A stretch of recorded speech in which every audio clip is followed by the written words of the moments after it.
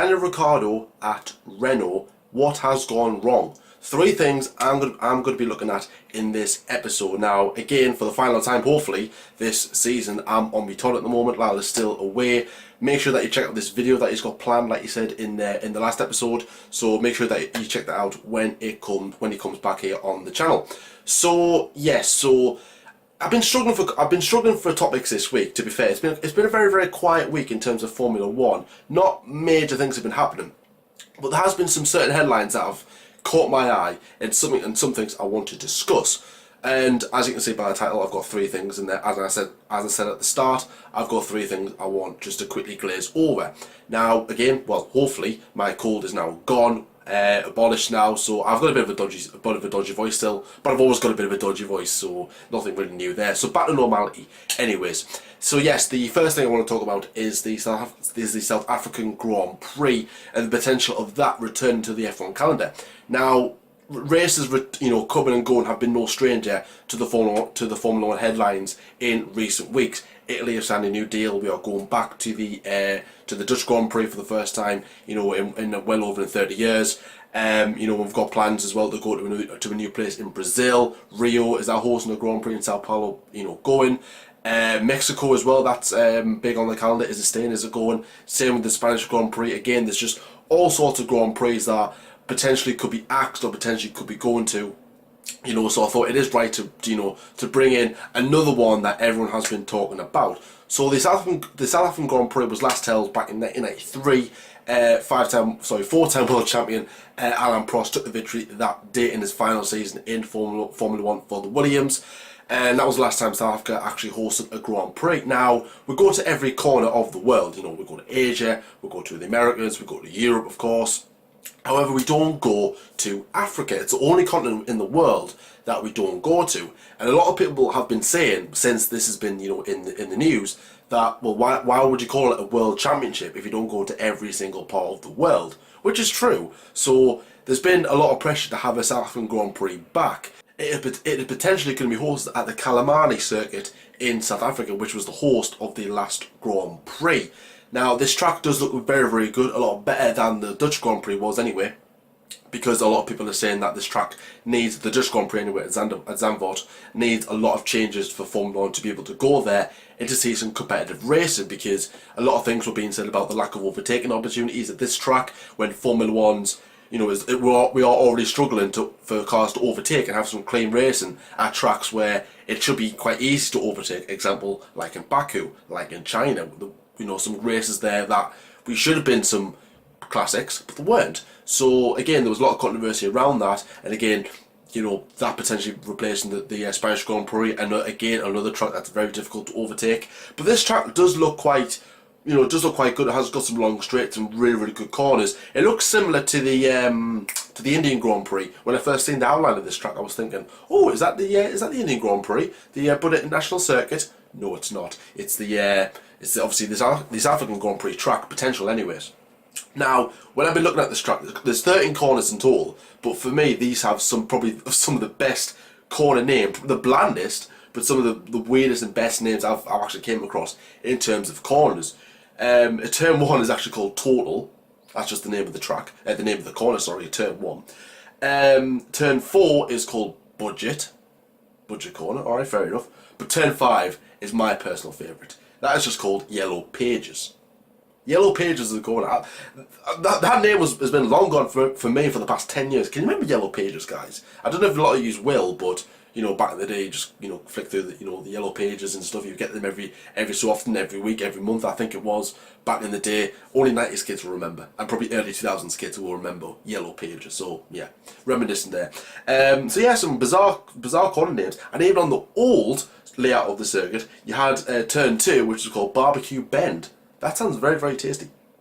And then you have in turn 3, Giuseppe Sweep, which sounds like a very dodgy name that a football player that you would come across in your FIFA Ultimate Team when you just open a random pack. That's the type of player that you would come across. So probably well known for its weird corner names, but I think yes, going to South Africa would be very good. There's nothing been officially confirmed, or nothing has been rumoured when this track will or could potentially return to the calendar.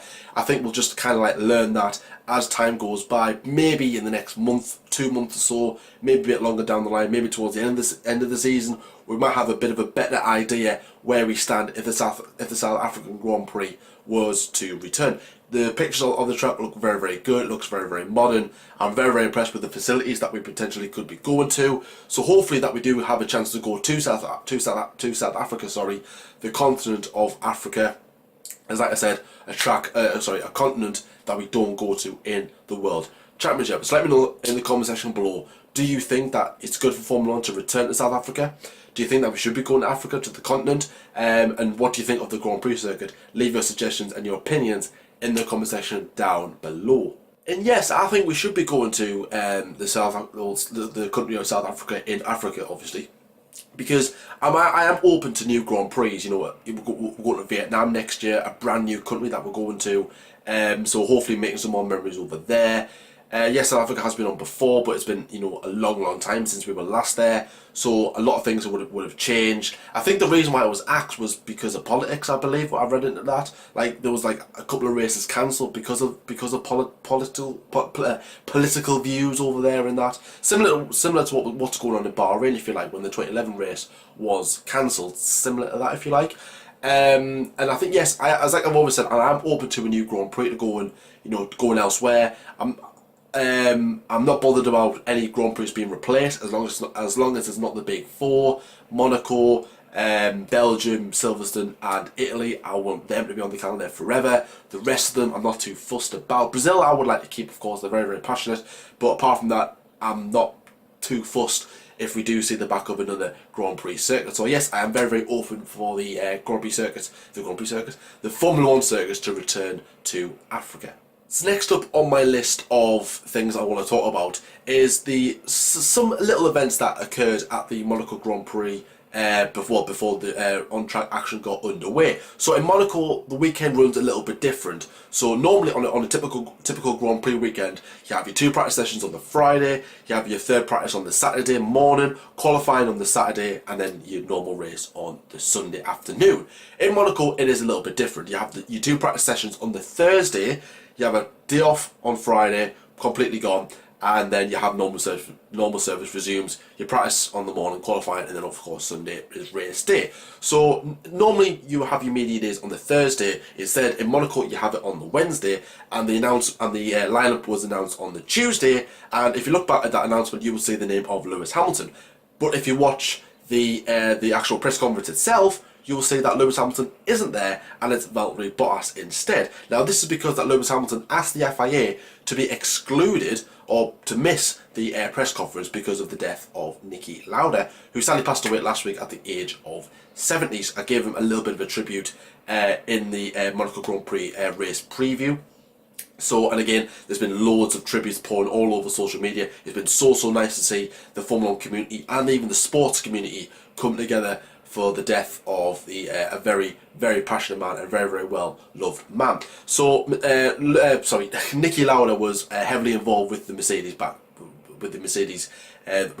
team.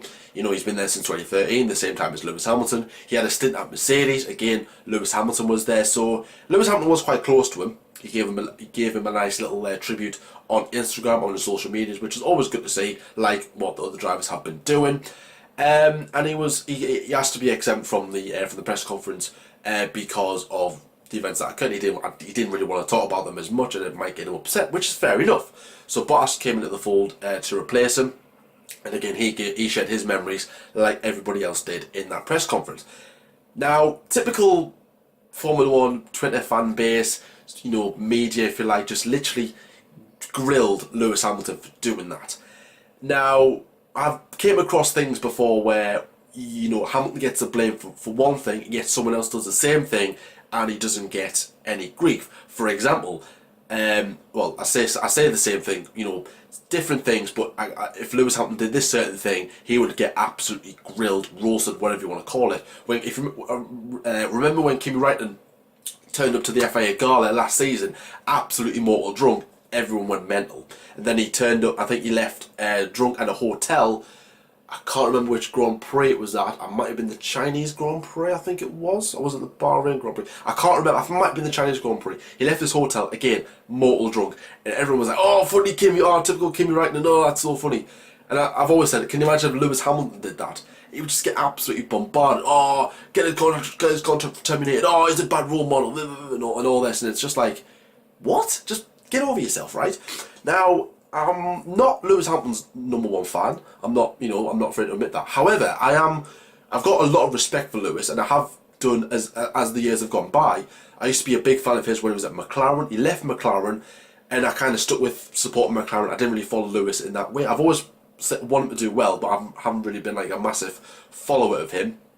But not until recently where I've just been like, you know what, Lewis, you are a really good driver, and I will give you credit whenever I can. So I think for people to be able to criticise Lewis Hamilton for doing this, I think are just looking for attention, and are just trying to make a big deal out of something that is just totally irrelevant. Because yes, he doesn't want it to be talking about Niki Lauda. I understand why people are upset, because it's like, oh well, everyone else has to talk about it. Everyone else, they've all got feelings as well. Everyone else is upset, and they've got to still talk about it. You can't be the only one that's just, oh, look at me, I'm upset. Well, he doesn't have to attend it. Anybody else could say it, right, I'm not attending it too. But they just did it because, all right, they might not have been as close to Niki Lauda, or maybe even Bottas was just like, well, yes, I'll do it. I'm not really that kind of emotional guy, so I can deal with it better. Maybe Lewis Hamilton doesn't have that really good of emotions. He might start breaking down. He doesn't want people to see that. There could be many reasons why Lewis Hamilton didn't want to be able to do that. And on the other side of things, that all right, yes, I believe that Hamilton has a really good validation to be able not to attend the press conference. He can do what he wants. If he doesn't feel fit to do it, then why should he do it? He doesn't have to do it. Just because he's been booked there doesn't mean that he doesn't have to do it. So I think he's got every single right in his will to be able to not to attend and talk about Niki Lauda in that way, because he would just get bombarded with questions. But on the other side of things, would have been nice for Lewis Hamilton to be able to turn up and to be able to give a couple of nice words about Niki Lauda, like what the other drivers did. That would have been quite nice. But at the same time, I do understand why he didn't turn up, and I think that everyone out there who again are just turned on Lewis Hamilton because of just for doing that, because I don't like Hamilton, but I'm going to tell everyone about it. But Kimi Räikkönen turns up drunk, and I'm just going to I'll laugh about it because everybody else is. I'm going to follow the crowd. No, just don't do that. Just be honest with yourself. Just literally, don't just hate Lewis because everyone else hates him, and because everyone else doesn't like him. The media want to get their stories out there. Oh, Lewis Hamilton does something bad. Oh, I'm going to agree with this. Excuse me. No, just don't do that. It's just pathetic, immature. Grow up. Basically, everyone else that's just been criticising Lewis Hamilton for doing that. I believe a lot of people. I say this. I believe somebody booed when they found out about this in the press conference. I haven't really seen a video of this, but I have seen this a couple of articles where this has been said, and I think that is very disrespectful. I think the guy, again, probably Lewis Hamilton hater. He wants to get that storyline out there. Oh, Lewis Hamilton does something really bad.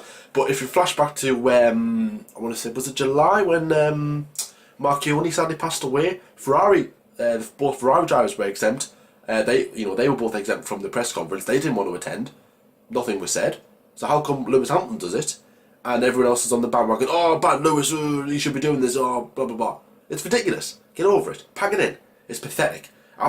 This is the one thing I do hate about Formula 1, is that we're too quick to criticise big drivers. Just enjoy the moment of Hamilton being here, because I can imagine when he retires, or touch wood, that doesn't happen quite soon, but later down the line when he sadly passes away, everyone's going to be looking at Lewis as a legend, and it's like, oh, good old Lewis, oh, he was a legend of the sport. Well, hang on a minute, 20 years ago you hated him. So I'm going to be keeping an eye on a couple of these people's tweets and see what they do tweet later on down the line, because I think, like I said, it is pathetic, it is silly.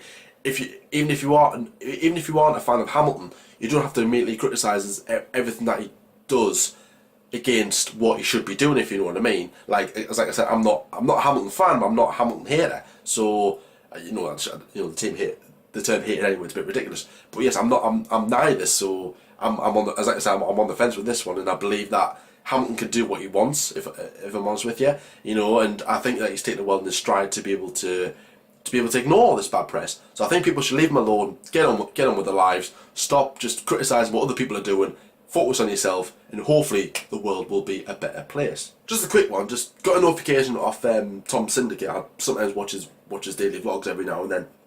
He's just posted, awesome surprise for, I can't see the rest of the title, but in his thumbnail it's a picture of him and his dad in front of a Williams car. I don't know if you can see it, but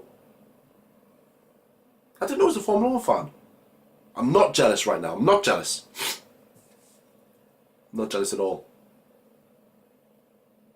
Alright, I'm jealous, I'm bloody jealous, forget it. Yeah, so now jealousy's out the way with. I will get over that, I'll probably give it a watch actually. So the final thing I want to discuss is Daniel Ricciardo at Renault. So when the surprise announcement was made that Ricciardo would be leaving Red Bull to go to Renault, I think it was it August last year? I think it was roughly July, August time. It was announced. Everyone's just jaws just dropped like, what? Wow, that's very, very controversial, because he didn't trust the Honda package, or he didn't really trust Red Bull. All kind of things really led to this. So he jumped ships into Renault, a team that finished 4th last season, who had been on the rise. I think finished 9th in 2016, 6th in 2017, and 4th in 2018. So the results were getting better and better and better. So this season was supposed to be the eureka moment for Renault, for finally another team to break through that top 3 barrier and to be able to get from the top 3 to top 4 teams. Team Renault that could be battling for podiums, race wins, maybe not. You know, one lucky Grand Prix won't hurt.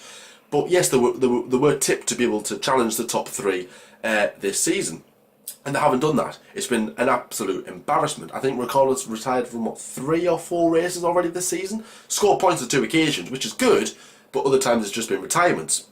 Now, all right, Renault have had some teething problems, and McLaren, their what's the word I'm looking for here? Their customer team, that's it. Their customer team is currently beating them. Not by much, but they are in 4th place as we speak. Come on, yes. Little mini fist bump there. So yeah, so that's good to see anyway. So Renault are very, disappointed by this. And again, similar to what I was saying there about Hamilton, a lot of people have just jumped on the bandwagon immediately and just criticised Ricciardo's decision, saying, oh, he's made the wrong choice. Everyone comparing him, everyone's saying that, he could be doing a better job than Pierre Gasly in the car now. We should get them to swap positions, or Ricciardo should go back to Red Bull and everything. It's just like, hang on a minute. We're not even like a quarter way through the season yet. We've only had 5 races, and you're already judging them on 5 races. Hang on a minute. No, Ricciardo's in here for the long term, right? And I believe that Renault, if there's any team to be able to, challenge the top 3, it would be Renault. I did say sport pace racing point. I'm still quite. I believe could be sports, racing point in the future. But Renault should certainly be there very, very soon. Maybe after 2021, I'm not too sure. But 2020 could prove to be a better year. So let's see how that goes. But yeah, again, just people getting on Ricciardo's back straight away, and I'm thinking, no, it's only been a handful of races, so you can't exactly judge his results or his decision from there.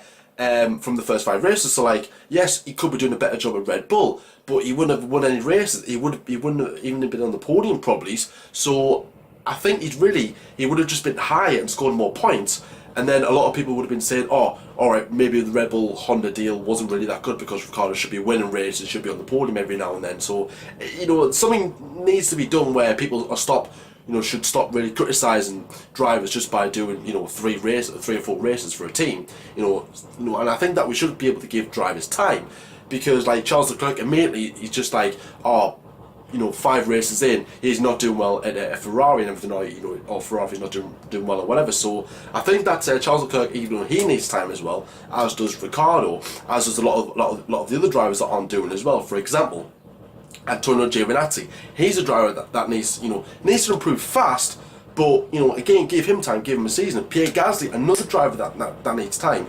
So all these drivers that need time as well. And everyone seems to be going for Daniel Ricciardo. All right, he's 29 years old, and time is getting against him to be able to win the World Championship. But he's probably still got another 4 or 5 years left, and I'm pretty sure that one World Championship would be good enough for Ricciardo, because that is the aim, to win one. Any more World Championships is the bonus. So I believe that Ricciardo has got the team. He's got the foundations around him. He's got the teammate Nico Hulkenberg. I potentially believe that will change very, very soon, maybe even next year. I want to say, I'm not too sure about that one, but there are some drivers in the mix that could potentially take up Nico Hulkenberg's seat, or even Ricciardo's seat in the future if he jumps ship to a bigger team, because that's where he wanted to go last season, but that wasn't the case anyway. So let's see how that one goes. So let me know your suggestions in the comment section below.